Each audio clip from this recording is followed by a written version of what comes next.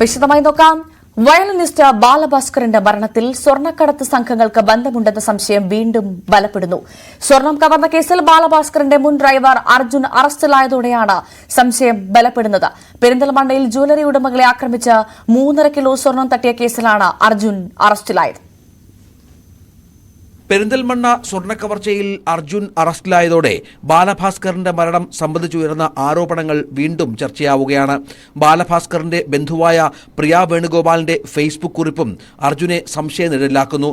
അർജുൻ മനഃപൂർവ്വം അപകടമുണ്ടാക്കിയില്ലെന്ന് പറഞ്ഞ അന്നത്തെ ക്രൈംബ്രാഞ്ച് ഡിവൈഎസ്പി ഹരികൃഷ്ണൻ പിന്നീട് ദുരൂഹ സാഹചര്യത്തിൽ മരിച്ചതും പ്രിയയുടെ കുറിപ്പിൽ ചൂണ്ടിക്കാട്ടിയിട്ടുണ്ട്. പെരിന്തൽമണ്ണയിൽ നിന്ന് സ്വർണം കവർന്ന് കടന്നവരിൽ ചിലർ ഷൊർണൂരിൽ ഇറങ്ങിയപ്പോൾ വാഹനവുമായി കൂട്ടിക്കൊണ്ടുപോയത് അർജുനാണ് ാണ് പോലീസ് കണ്ടെത്തിയത്.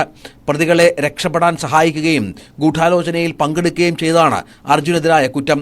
ബാലഭാസ്കറിന്റെ മരണത്തിന് മുൻപ് അലക്ഷ്യമായി വാഹനമോടിച്ചതിന് ഒരു കേസ് മാത്രമാണ് അർജുന്റെ പേരിൽ ഉണ്ടായിരുന്നത്. പിന്നീട് അടിപിടിയടക്കം പല കേസുകളിലും അർജുൻ പ്രതിയായിട്ടുണ്ടെന്ന് പെരിന്തൽമണ്ണ ഡിവൈഎസ്പി പറഞ്ഞു. 18-ന് ശേഷമുള്ളത് പിന്നെ 20-നും 23-ലൊക്കെയാണ് കേസുകളുള്ളത്. 18-ലുണ്ട്, പിന്നെയുള്ള 2 കേസ് 2 അടിപിടി കേസാണ്. അത് 20-ലും 23-ലാണ്. ടോട്ടൽ 5. പിന്നെ 2 കേസുകൾ പറയുന്നുണ്ട്. 2 കൊല്ലം മുമ്പത്തെ അതിന്റെ ഡീറ്റെയിൽസ് നമുക്ക് കിട്ടുന്നേ ഉള്ളൂ. 2 റോബറി കേസുണ്ടെന്ന് പറയുന്നു.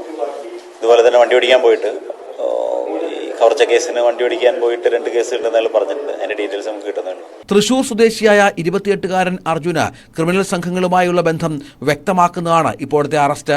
അതേസമയം ഇതുകൊണ്ട് മാത്രം ബാലഭാസ്കറിന്റെ മരണത്തിൽ അർജുന് എന്തെങ്കിലും പങ്കുണ്ടെന്ന് കരുതാനാകില്ലെന്ന് അന്വേഷണ ഉദ്യോഗസ്ഥർ വ്യക്തമാക്കുന്നു. അപകടം നടക്കുമ്പോൾ കാർ ഓടിച്ചത് ബാലഭാസ്കറാണെന്ന് വരുത്താൻ അർജുൻ ശ്രമിച്ചിരുന്നതാണ് ഇയാളെ അന്ന് സംശയനിഴലിൽ നിർത്തിയ കാര്യം. പിന്നീട് ശാസ്ത്രീയ പരിശോധനകളിലൂടെ കാർ ഓടിച്ചത് അർജുനായിരുന്നുവെന്ന് കണ്ടെത്തി. പുതിയ സംഭവവികാസങ്ങളുടെ അടിസ്ഥാനത്തിൽ സ്വർണ്ണക്കടത്ത് സംഘങ്ങളുടെ പങ്കിനെപ്പറ്റി വീണ്ടും അന്വേഷിക്കണമെന്നാണ് ബാലഭാസ്കറിന്റെ ബന്ധുക്കളുടെ ആവശ്യം. News desk, news 18.